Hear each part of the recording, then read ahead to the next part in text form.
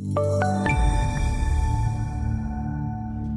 afternoon. This is Todd Colvin coming to you from the floor of the CME Group. We are talking rates and 10-year note yields seeing a modest decline again. Saw a nice decline last week after touching 240 a couple of times, and it looked like we were going to try and break out to the upside, maybe start to see yields really explode higher, which some have expected looking at 3% 10-year yields by year end. Well, that's not going to happen this week. We saw a modest downtick. We're down closer to 230, and it looks to me like with the lack of news and data, we probably will be spinning our tires in this range for probably for the week. The major key data for the month that comes out, I think, is more about FOMC and also more about advanced second quarter GDP, which I think will really set the table for the next quarter to come.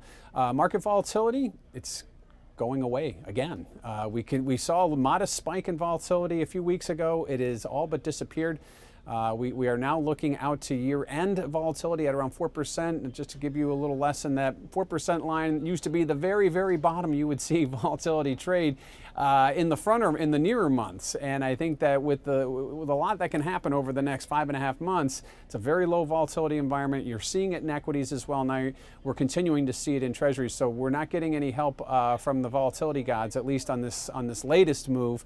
And it is providing a buying opportunity for some, and obviously everything is going lower. It is a selling opportunity. And the rest of this week, we get some modest data, nothing that's really gonna shake the market. But we do get second quarter earnings, and we do get some more continuing earnings from banks, which I think are key to the bond market. Likewise, we have an ECB meeting later this week, I think, which we will be more reactive to. If there's any talk of eliminating stimulus, I think they're going to kind of try and keep that by the wayside. I think they talked the talk at the end of June. You saw yields spike across the globe, and since then it's just been a slow trickle lower. So I think right now we're kind of in that holding pattern. We do have some key data coming out at the end of the month. Like I said, we've got a second quarter GDP, we've got July FOMC, and likewise then we get back into the next round of employment and inflation data, which is all going to be pertinent when we head up to that September FOMC, which isn't for a while. However, it's the next real chance that the chairwoman gets to speak her opinion after the meeting at the press conference. So right now it's going to be kind of a treading water week for treasuries. Volatility down.